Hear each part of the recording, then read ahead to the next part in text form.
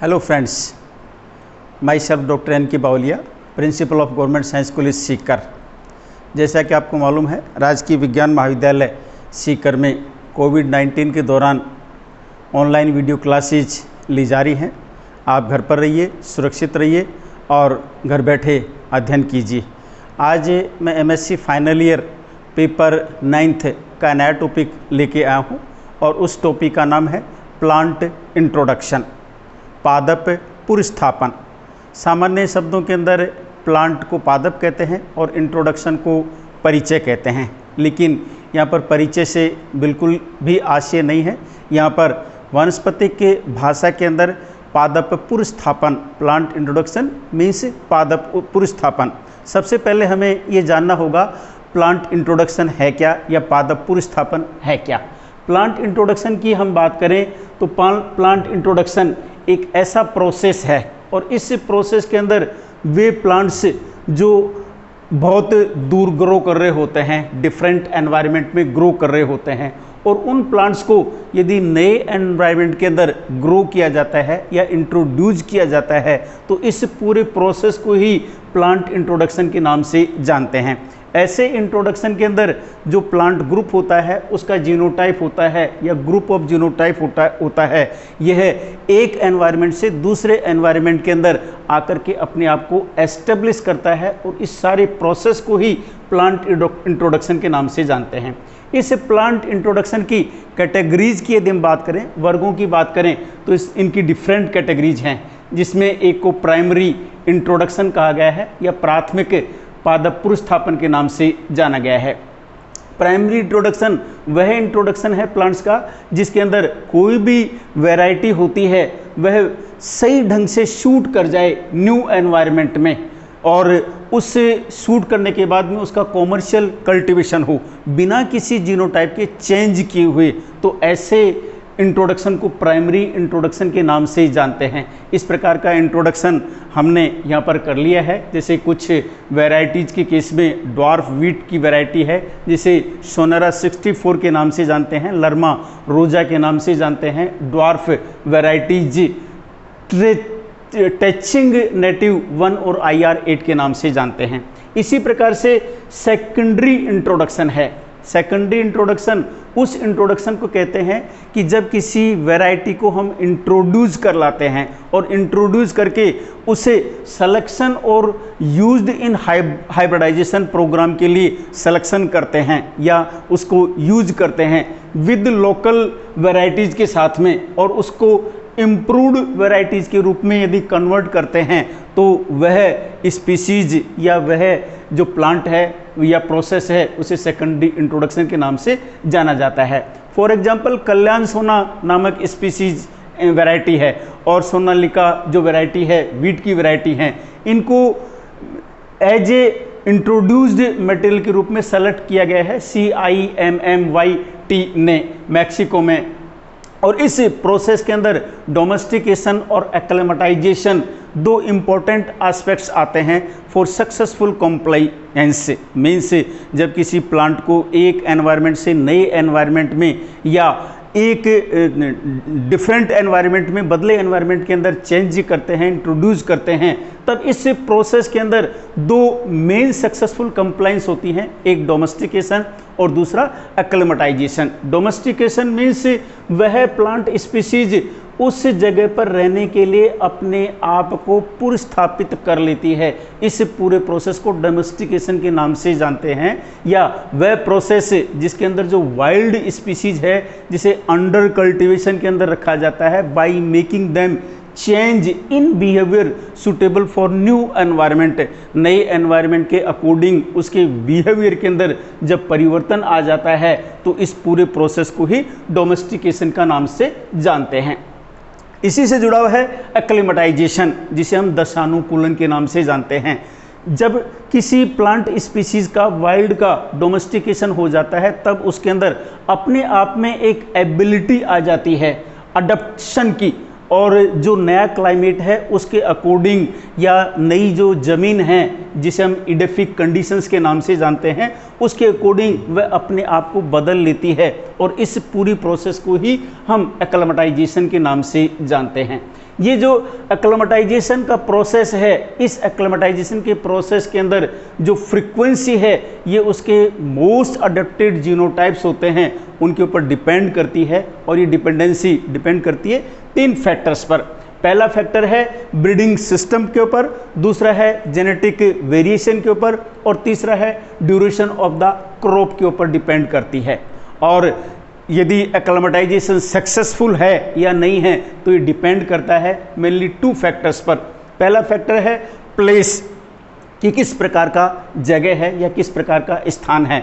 दूसरा फैक्टर है selection of new genotype कि किस प्रकार के जीनोटाइप का सिलेक्शन किया जा रहा है।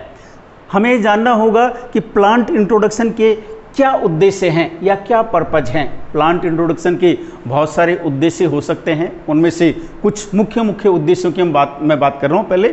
पहला उद्देश्य तो ये हो सकता है कि use in agriculture, forestry and industry, यानी कि कई प्लांट स्पीशीज को एग्रीकल्चर में, फॉरेस्ट्री में यूज किया जा सकता है। किस लिए यूज किया जा सकता है?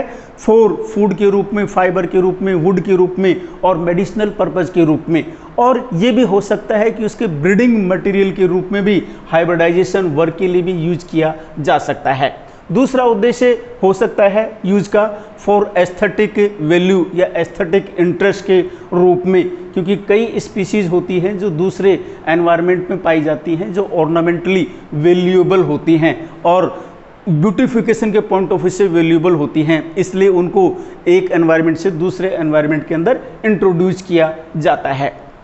तीसरा उद्देश्य हो सकता है कि उन स्पीशीज़ का जर्म प्लाज का कंजर्वेशन किया जाए। तो जर्म प्लाज के कंजर्वेशन करने के लिए ही उन्हें एक एनवायरनमेंट से दूसरे एनवायरनमेंट के अंदर लाया जाता है, विशेष रूप से उनके लाइनाज, क्लॉन्स, म्यूटेशंस, कल्टीवर्स आदि सबको कंजर्व करने का ये उद्देश्य हो सकता है।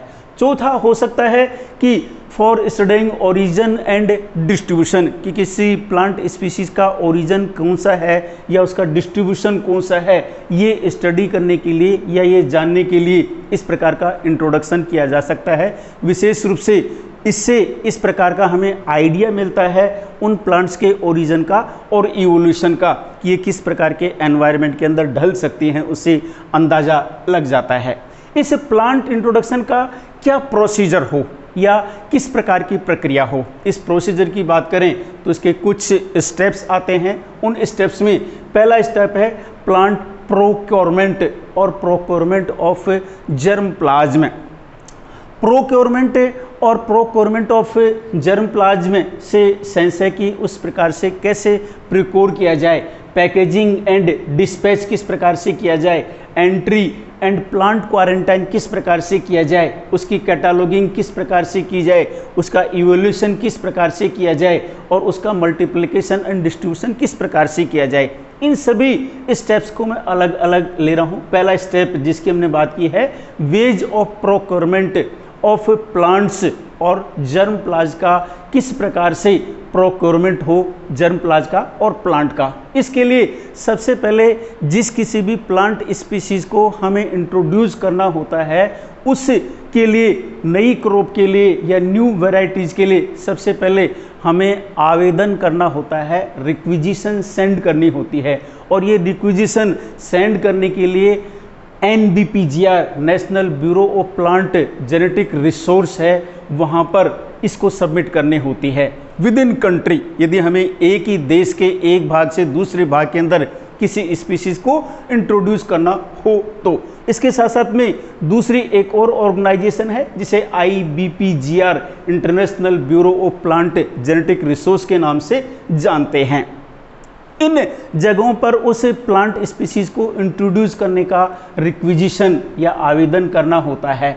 और आवेदन करने के साथ साथ में यदि हमें दूसरे कंट्री से किसी प्लांट स्पीशीज़ को इंट्रोड्यूस करना होता है तो उस इंट्रोड्यूशन का जो प्रोसेस होता है ये हो सकता है एक्सचेंज बेसिस हो सकता है, फ्रेंडली कंट्रीज, जो हमारे पड़ोसी देशों से अच्छे संबंध हैं, उसके आधार पर किसी चीज़ के आदान प्रदान की बेसिस पर हो सकता है, थ्रू FAO के बेसिस पे हो सकता है, और इस प्रकार का जो मटेरियल है उसे परचेज भी किया जा सकता है और फ्री गिफ्ट के रूप में भी लाया जा सकता है उस इंडिविजुअल को और उस ऑर्गेनाइजेशन से। इस प्रकार का प्रक्रिया की जा सकती है। तो पहला प्रोसेस है कि इस पर्टिकुलर स्पीशीज़ का इंट्रोडक्शन करने के लिए उस देश के भाग के अंदर जो संस्था बनी हुई है उस संस्था के अंदर आवेदन करना हो या दूसरे देश से लाना हो, तब उस देश की जो नियमावली हैं उनके अकॉर्डिंग उसे हम लाने के लिए आवेदन करें। दूसरा है पैकेजिंग एंड डिस्पैच। जब हमने आवेदन कर दिया तो आवेदन करने के बाद में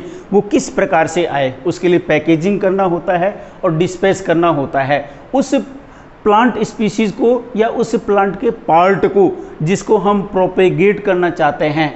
इस प्रकार की प्लांट स्पीशीज या उसका जो प्लांट पार्ट है उसे प्रोपेग्यूल के नाम से जाना जाता है। ये प्लांट पार्ट या प्रोपेग्यूल है, ये उस प्लांट का सीड भी हो सकता है, ट्यूबर भी हो सकता है, या रनर भी हो सकता है, या सकर भी हो सकता है, या स्टोलेंस भी हो सकते हैं, या बल्ब्स भी हो सकते हैं, या रूट कटिंग्स भी हो सकते हैं, या बर्ड्स भी हो सकते हैं, और सीडलिंग भी हो सकते हैं।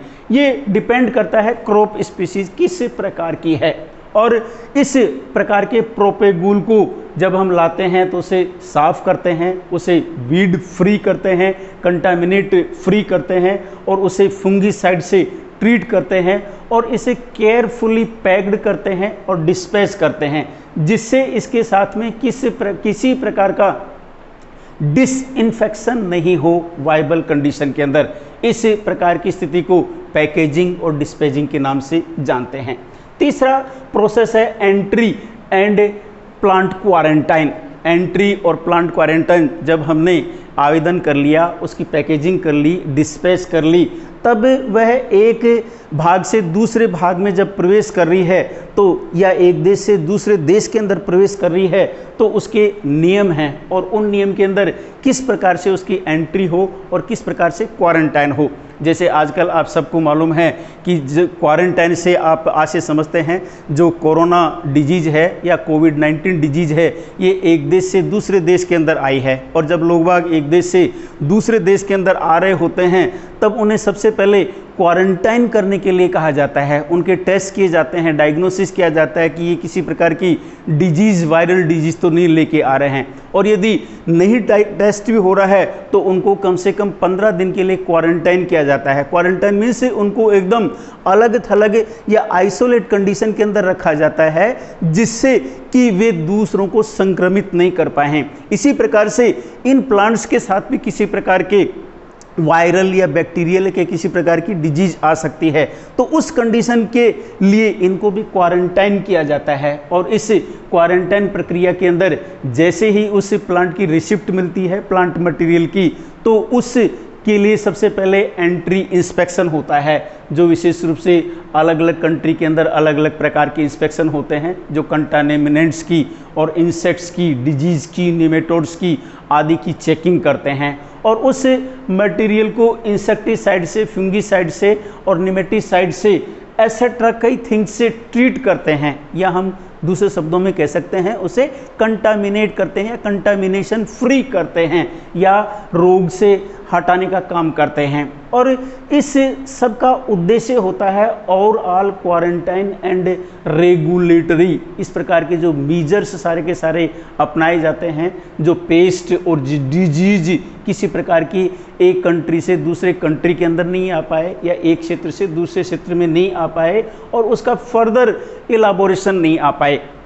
इस प्रकार की पहले भी कई प्रकार की भूलें हुई हैं या गलतियां हुई हैं, और उन गलतियों के कारण से कई प्लांट स्पीशीज़ को जब इंट्रोड्यूस किया गया है तब वे अपने साथ में कई प्रकार की स्पीशीज़ को साथ में लेके आ गई हैं, और वो आज हमारे लिए यहाँ पर खरपतवार के रूप में खड़ी हैं। जिस प्रकार से जलकुंभी की हम बात करते हैं, लांटाना कमारा की हम बात करते हैं, प्रोसोपिस जूलीफ्लोरा की बात करते हैं, ऐसी बहुत सारी स्पीशीज़ हैं जो जाने अनजाने के अंदर वो हमारे साथ आ गई हैं उन प्लांट्स के साथ में, और यहाँ पर सर्वाइव कर गई हैं और बहुत सारे इन्फेक्शन कर रही हैं या दूसरी स्पीशीज़ को डेवलप नहीं होने दे रही हैं। इसी के साथ साथ में चौथा है कैटालॉगिंग। उसका किस प्रकार से कैटालॉगिंग किया जाए, जब क्वारंटाइन कर दिया जाता है तब उस इंट्रोड्यूस्ड स्पेसिमेन होता है उसे एक पर्टिकुलर नंबर दिया जाता है रिगार्डिंग उसकी स्पीशीज से रिलेटेड, उसकी वैरायटी से रिलेटेड, उसके प्लेस ऑफ ओरिजिन से रिलेटेड, और इस प्रकार का जो डाटा है उसका रिकॉर्ड मेंटेन किया जाता है। और इस डाटा को 3 ग्रुप्स के अंदर क्लासिफाई किया जाता है। पहला है एक्जोटिक कलेक्शन। एक्जोटिक मीन्स ये बाहर से आया हुआ कलेक्शन है, उसके नाम के साथ EC प्रीफिक्स लगाते हैं। इंडिजिनस कलेक्शन, इंडिजिनस मीन्स एक देश के एक भाग से दूसरे भाग के अंदर जब आता है तो उस प्लांट के नाम के साथ में IC शब्द लगा दिया जाता है और इसे इंडिजिनस कलेक्शन कहते हैं। तीसरा है उसके साथ में इंडिजिनस वाइल्ड कलेक्शन जब होता है तो उसके साथ में मार्किंग की जाती है IW, I for indigenous, W for wild collection. तो इस प्रकार से कैटालॉगिंग की जाती है। देन 5वां प्रोसेस है कि इसका इवैल्यूएशन किया जाता है, आकलन किया जाता है, और इवैल्यूएशन के अंदर असेसमेंट किया जाता है उस न्यू इंट्रोडक्शन जो स्पीशीज है उसकी पोटेंशियलिटी का और उसकी परफॉर्मेंस का, और उसका इवैल्यूएशन किया जाता है डिफरेंट सब स्टेशन पर, as well as resistant to disease and pest आदि सब का इवैल्यूएशन किया जाता है, मूल्यांकन किया जाता है कि अलग अलग एनवायरनमेंट के अंदर रख कर के कि किसी प्रकार से ये कोई प्रॉब्लमेटिक स्पीशीज तो नहीं है, इस रूप में उसका आकलन किया जाता है।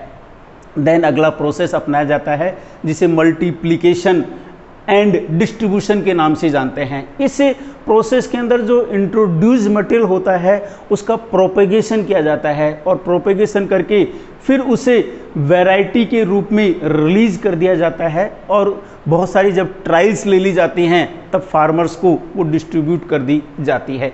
इस प्रकार से ये अलग अलग प्रोसेस स्टेप्स अपनाए जाते हैं पूरे इंट्रोडक्शन प्रोसेस के लिए। इस प्लांट इंट्रोडक्शन प्रोसेस की कई एजेंसीज हैं। यदि इंडिया के अंदर बात करें तो इंडिया के अंदर कई एजेंसी हैं। सेंट्रल स्तर पर प्लांट इंट्रोडक्शन की जो एजेंसी है जिसे हमने बात की है NBPGR या national bureau of plant genetic resource के नाम से जानी जाती है, वह करती है, जिसका हेडक्वार्टर नई दिल्ली है, और उसकी सब स्टेशन टेस्टिंग के लिए, प्लांट मटेरियल के लिए अलग अलग जगह पर और हैं। इस प्रकार से NBPGR के अंदर जीन बैंक का कलेक्शन किया जाता है, जो जीन बैंक का स्टोरेज करता है, जो फ्यूचर यूज के अंदर लाया जा सकता है, और इन सब को असेस करने के लिए भी ये काम करता है पूरे मटेरियल्स को, और इनके साथ में दूसरी जो एजेंसी होती हैं उनके साथ में कोऑर्डिनेट करने का भी ये काम करता है। और इवन ये प्लांट कलेक्शन के लिए, इंट्रोडक्शन के लिए या मेंटेनेंस के लिए कई प्रकार के ट्रेनिंग प्रोग्राम भी ऑर्गेनाइज करता है। ये जो इसके सब स्टेशन हैं NBPGR के, ये इंडिया के अंदर अलग अलग जगह पर हैं, जिसमें एक सब स्टेशन शिमला के अंदर है जो टेम्परेट जोन को रिप्रेजेंट करता है, और ये समुद्र लेवल से करीबन 2300 मीटर ऊंचाई पर स्थित है, नॉर्दर्न हिल्स के अंदर स्थित है। विशेष रूप से ये ऐसे प्लांट मटेरियल को एक्लेमेटाइज करने का काम करता है जो विशेष रूप से टेम्परेट जोन में और हाई एल्टीट्यूड वाले जोन के अंदर ग्रो करते हैं। ऐसे ही एक सब स्टेशन है जोधपुर के अंदर, जो हम जानते हैं राजस्थान के अंदर, जोधपुर के अंदर, जिसे एरिड जोन के नाम से जाना जाता है।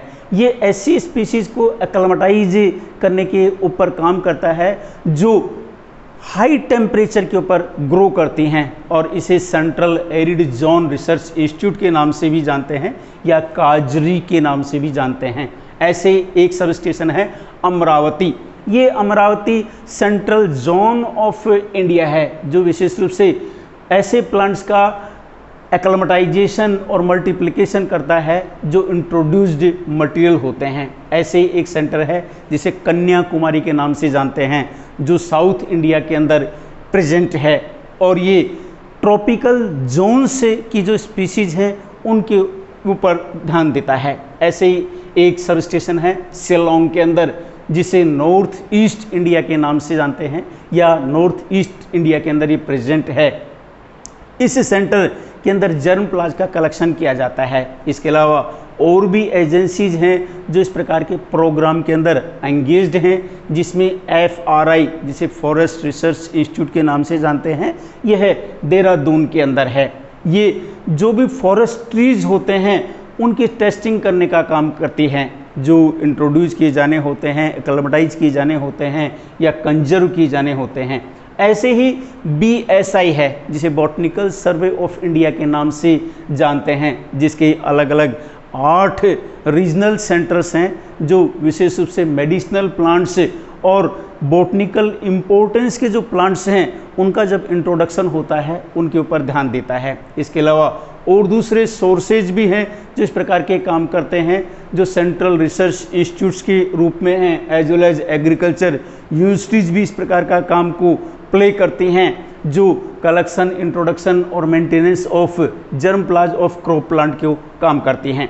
यदि हम इस प्लांट इंट्रोडक्शन की मेरिट्स और डीमेरिट्स की बात करें तो प्लांट इंट्रोडक्शन की मेरिट है कि इससे न्यू क्रॉप प्लांट्स हमें प्राप्त होती है। दूसरा इसका मेरिट है कि इससे सुपीरियर वैरायटी ओरिजिनेट होती है डायरेक्टली या आफ्टर सिलेक्शन और हाइब्रिडाइजेशन से अच्छी वैरायटी डेवलप होती है।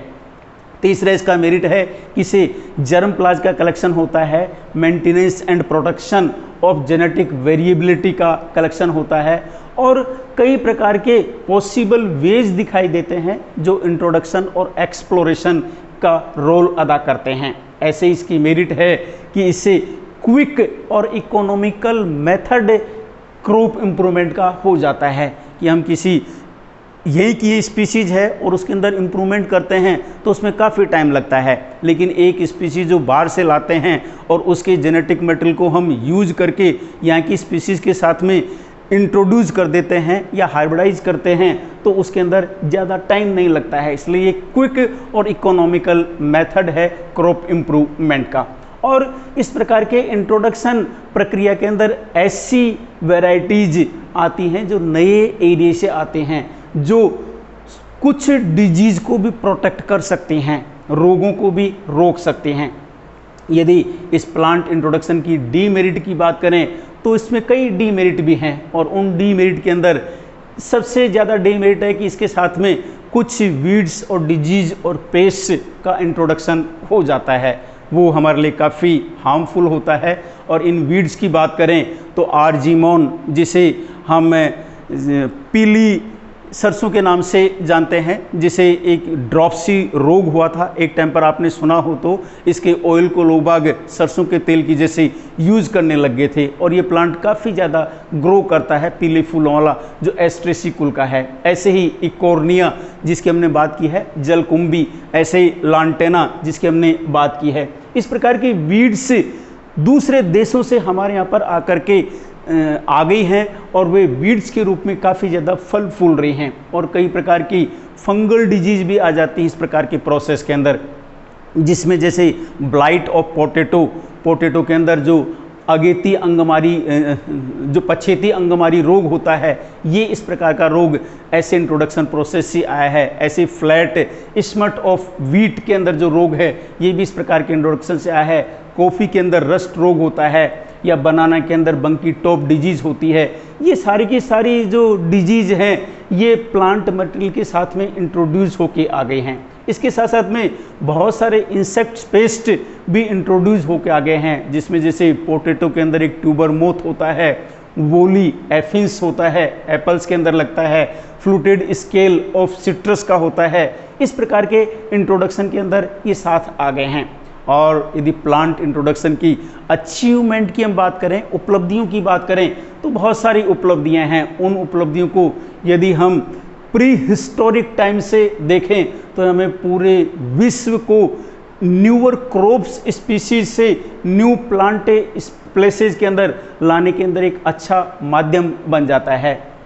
और इस प्रकार के जो हैं इसको हम लिस्ट कर सकते हैं। ऐसी बहुत सारी क्रॉप स्पीसीज हैं जो इस माध्यम से आई हैं और ये क्रॉप स्पीसीज जैसे पोटैटो है, मीज है, ग्राउंडनट है, चिलीज है, कॉफ़ी है, रबर है, या गुआवा है या ग्रेप है, पाइनएप्पल है, ऐसी बहुत सारी ऑर्नामेंटल स्पीसीज जिसे गुलमोर कहते हैं, फ्लॉक्स कहते हैं, साल्विया कहते हैं, एस्टर कहते हैं, ऐसे बहुत सारे प्लांट्स हैं जो इंडिया के अंदर बाहर से यहाँ पर नई क्रॉप के रूप में आ गए हैं। ऐसे ही बहुत सारी न्यू वैरायटीज़ आ गई हैं जो डायरेक्ट मल्टीप्लिकेशन और रिलीज्ड एज न्यू वैरायटीज़ के रूप में आ गए हैं, जिसमें ड्वार्फ वीट की वैरायटीज़ इंट्रोड्यूस हुई हैं इंडिया के अंदर, जिन्हें डायरेक्टली यूज किया जाता है, लाइक सोनारा 64 के रूप में, लर्मा रोजा के रूप में, ड्वार्फ राइस के रूप में और TN1 के रूप में, IR8 के रूप में। ऐसे बहुत सारे मैनी मोर एग्जाम्पल्स हैं जो डायरेक्टली वैरायटी के रूप में